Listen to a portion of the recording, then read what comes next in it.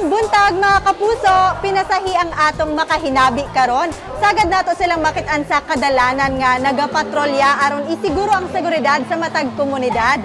Ang mga polis. Apan karon mga kapuso, time out una sila sa ilang main task.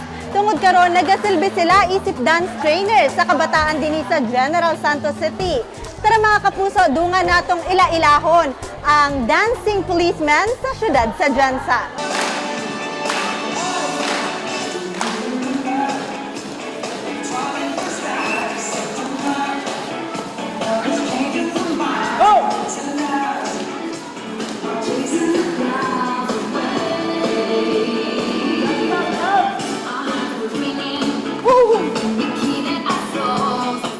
Karon mga kapuso, atong makauban si Patrolman Josen, Patrolwoman April o Patrolman Jose. Ayan, mayong buntag kaninyo. Mayong buntag, ma'am. Mayong buntag, mga kapuso. Sir, ma'am, unsa na ba mo kadugay sa inyong propesyon isip sa kapulis? Ako po 6 years and 4 months na po sa ako servisyo as a patrol. Ako, 5 years and 2 months sa 5 profession years. as police officer. Ikaw, sir? Ako po, ma'am, 5 years and 8 months. 5 years. So, dugay na jud. Unsa ba'y pinaka-fulfilling nga part, pinaka-satisfying sa inyong propesyon? Ang pinaka-reward yun sa mga panerbisyo mamisig isang kapulis ma'am ang kaning makatabang sa atong komunidad nga ma-effect na mo among mandato ma'am, which is to serve and protect kaniyang law enforcement, kaning public safety ug pag-maintain sa peace and order karong sa atong komunidad. Ug isa pa dara ma'am ang pagbuhat kaya sa mga kaning mga extra mile nga ginasulti sa mga regional director na si Police Brigadier Jimmy L. Macaraig, kan extra mile nga medyo layo na siya sa among trabaho, pero kung iisip-isipon mo nato, maigo Japon ang isa mga function namon isa kay ipagtabang Japon sa komunidad. Mo yun ang pinaka-satisfying para sa mua ang buhat namo sa among pagkapulis. Kani inyo ginabuhat, syempre atong nakitaan kagainan lahi pud gyud ang inyong dance moves. Unsa na ba ni kadugay? Unsa na ba mo kadugay nga nagatudlo sa kabataan o kang kinsa ba ni siyang initiative kani nga programa? Kini nga programa, ma'am, aside sa among trabaho is to protect the citizens and also serve and protect. Aside ana, ma'am, is kini gid siya nga advocacy. Nag-start gid niya siya since nag-entered mi sa PNP. Kasi bago kami naging pulis, bago mi nasulo sa serbisyo, inani na gid ang amo ang murag passion sa among sarili. Inani ang amo ang kung sa amo apa murag happy me kung when it comes on dancing, and also to share our knowledge and our expertise when it comes to dancing sa katawan, sa community. Pero before pa lang ba, college pa lang mo, high school, nagasayaw na gyud mo? Yes, ma'am. Yes, ma'am. Yes, ma'am. Yes, ma'am. It's 16 years ni siya na muna gibuhat way back civilian pa lang ni to promote na ang breakdance. Pina-promote na mo. 16 years na civilian kami. Handun karon sa pamulis na mo.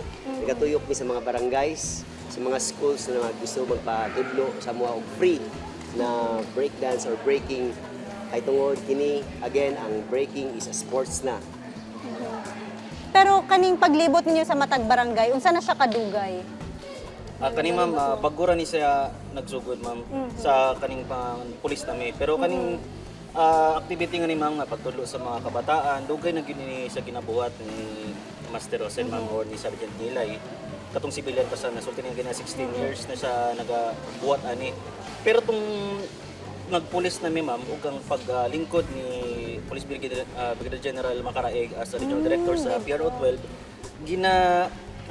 promote niya ma'am ang mga pulis sa PRO 12 nga mag-go the extra mile ma'am. So naisipan namo nga why not ipadayon ang among advocacy sa kabataan kay ang PNP o PNP PRO 12 pud ma'am naapod sila naapod mi ka ng activities or mga program nga ginahimo kaning sa Philippine Anti-Drug Strategy sa pagbawas sa drug demand supply o kaning sakike dat ma'am kaning kabataan kontra droga at terorismo nga ilayo ang mga kabataan sa impluwensya sa drugs o terorismo pinaagi sa kaning sayaw or performing arts. So in a way na gamit Japon namo among talento ug among panerbisyo ma'am. So parang hitting two birds in one stone ang among ibuhat. Sir, basin na atay mga kapuso nga interesado magpatudlo sa inyo ang sayaw, paunsa ba sila maka-avail sa inyo ang free tutorial? Sa mga willing ma'am na lalo na sa atong mga out of school youth ug sa atong willing nga mga kabataan nga mag-join sa amo ang free breakdance workshop, pwede sila anytime mag-message sa mo sa through FB page na mo ma'am na PRO12 Dance and Fitness Team na amo ang page ma'am sa Facebook.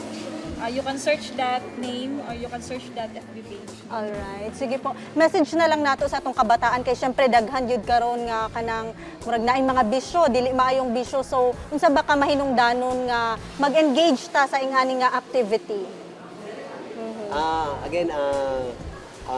Gina-invite na mo ang mga kabataan na mag-join sa mga free breaking workshop. It's a free. Kami mismo mo sa inyong barangay o sa inyong mga schools para magtudlo og free sa inyo ha. Para i-promote ang breaking is a sports na kay para maka-produce ta ninyo og athlete paadto sa Olympics. Ug kuan po ma'am sa uli ma'am, gusto po unta namo pasalamatan ang among Regional Director, Police Brigadier General Jimmy L. Macaraig sa pag-inspire sa moa ma'am ug pagsugod sa moa nga ipadayon kining among advokasya ma'am. Ug ang among mga boss na lang po ma'am, among pong ipasalamatan si Police Lieutenant Colonel Majo Espirey ug Police Lieutenant Colonel Ronald Alan Peñagati, sa our pagsuporta sa mga ma'am sa among advokasya ma'am nga ipadayon kini siya ug makatabang pa sa komunidad. Ug una ta mahuman, challenge accepted. Ila sab kong gitudluan og basic dance steps.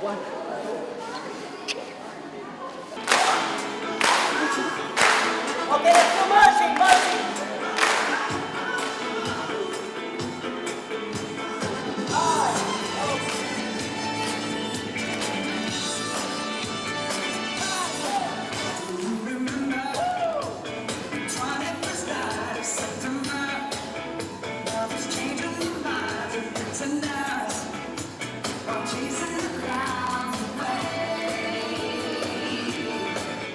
Gani kini nagpasabot nga dili lang panahon sa emerhensiya anaa ang kapulisan. Anaa sab sila aron i-share ang ilang talento sa kabataan ug mamahimong inspirasyon.